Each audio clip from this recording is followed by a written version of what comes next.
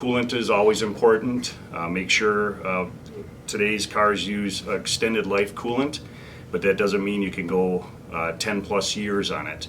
Most people are driving their cars a lot longer now than they used to, so it's not unheard of to have cars in the shop that are 15, 20 years old with 100 plus thousand miles.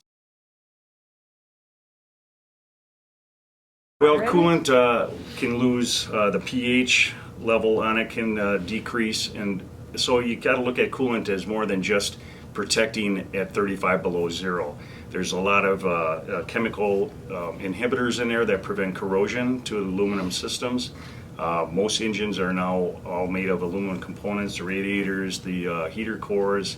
The engines themselves are made of aluminum. So if the nitrate levels are off or the pH is off, you're going to be damaging your engine in the long run, and that will also contribute to your car not starting good in the wintertime. Yes, based on, and every manufacturer is different. Some, believe it or not, don't recommend you flush it at all because of the type of coolant they use. And there's different types of coolant you can't flush.